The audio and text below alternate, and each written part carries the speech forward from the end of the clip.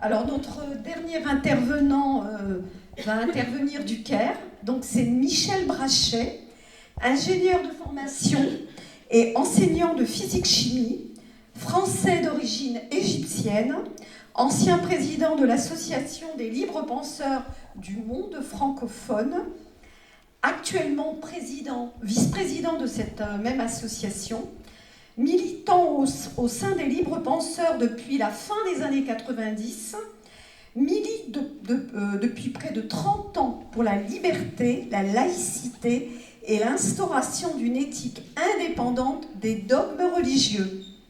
Michel, à toi. Est-ce que vous m'entendez bien? Oui, tu peux y aller. Bonsoir à toutes et à tous et merci d'être parmi nous ce soir. En fait, je ne serai pas très long. Mes amis ont fait le tour du sujet ou des sujets de ce soir. Simplement, je voulais mettre l'accent sur deux points. Le premier, c'est ce qui rassemble les deux combats que nous défendons en tant que libres penseurs, à savoir le combat des Kabyles et celui des Iraniens. Et aussi, le deuxième point, c'est pourquoi nous, libres penseurs, nous soutenons ces mouvements qui sont quand même éminemment politiques. Bon, en fait, on vit dans une époque où le mensonge devient vérité et la vérité mensonge.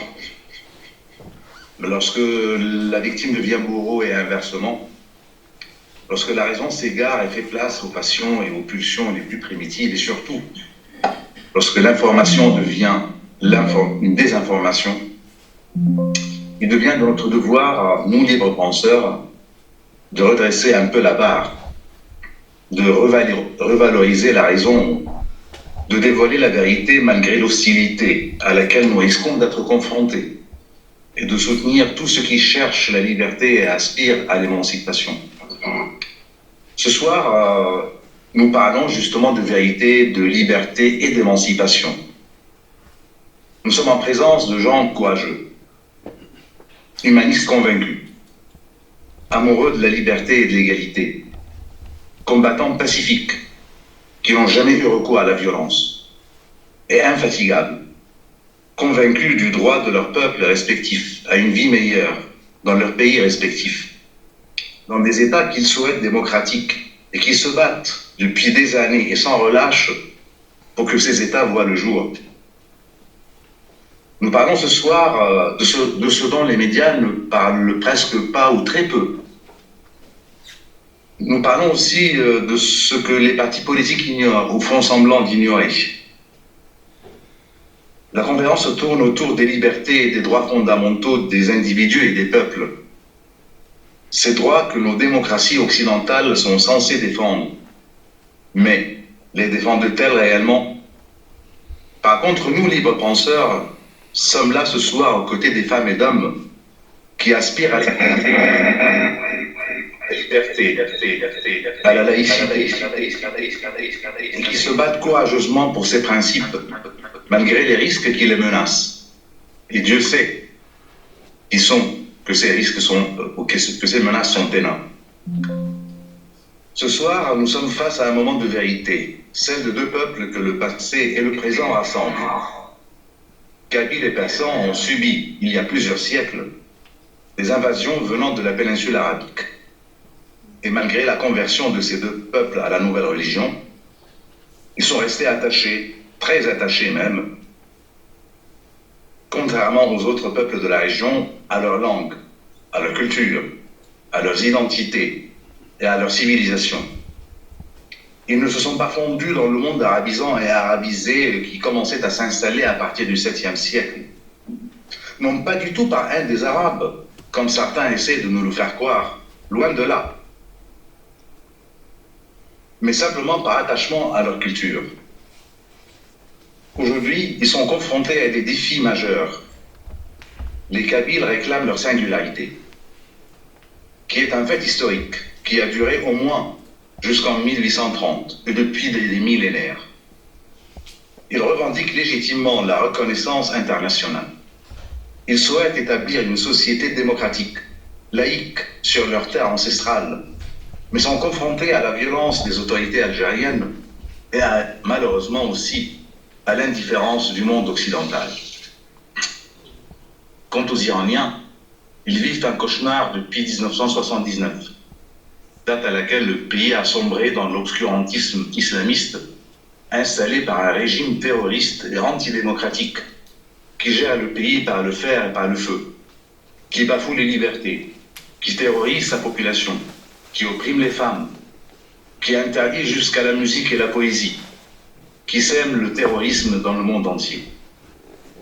Face à ces défis majeurs, des hommes et des femmes se sont levés pour récupérer leur liberté. Et nous avons vu les révoltes populaires de très grande ampleur en Iran ces derniers temps. Nous avons vu ce peuple digne dénoncer le régime des mollahs et réclamer son émancipation. Et nous ne pouvons qu'admirer son courage et sa persévérance dans cette lutte, malgré la brutalité inouïe du régime islamiste. La mort brutale et tragique de Mahsa Amini, pour un voile mal mis sur la tête, a déclenché une colère populaire qui ne s'est pas éteinte depuis.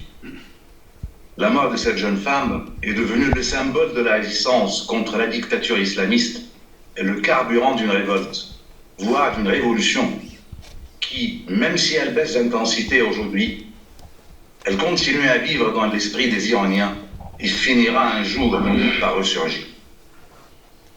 Reste une question qui peut être posée par certains et qui est la suivante. Mais que viennent faire les penseurs dans des affaires, les politiques dans des affaires, alors que ces libres penseurs se réclament une association,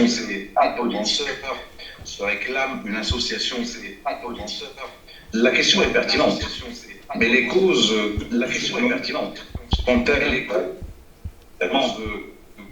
exclusivement des modifications dans leur société indéniable, mais ça s'inscrit fortement dans les valeurs que nous, les porteurs, depuis le 19e, la liberté, l'égalité homme-femme, l'égalité entre tous les êtres humains, indépendamment de leur couleur de peau, de leurs origines, de leur sexe, de leurs convictions religieuses ou même anti-religieuses, la laïcité et le combat des Kabyles et des Iraniens s'inscrit dans les valeurs des Lumières et dans les principes républicains que nous défendons depuis toujours. Imaginons par exemple la situation suivante. Les Iraniens arrivent à renverser le régime des mollahs et récupèrent leur liberté confisquée depuis 1979. Imaginons aussi qu'ils hésitent ensuite entre une république ou une monarchie constitutionnelle, ou entre un régime parlementaire ou présidentiel, ou même un régime mixte. Eh bien, nous ne serons pas à même de les aider dans leur choix. Nous, certes, chaque membre de l'association a ses préférences politiques. Chacun de nous, à titre individuel, peut pencher vers un parti politique plutôt qu'un autre. Mais notre association en tant que telle s'interdit toute activité politique. Toute activité de politique politicienne, plus justement. Nous soutiendrons donc les Kabyles et les Iraniens jusqu'à ce qu'ils décrochent leur liberté. Ce jour-là, nous pourrons considérer que notre mission est accomplie. Je vous remercie.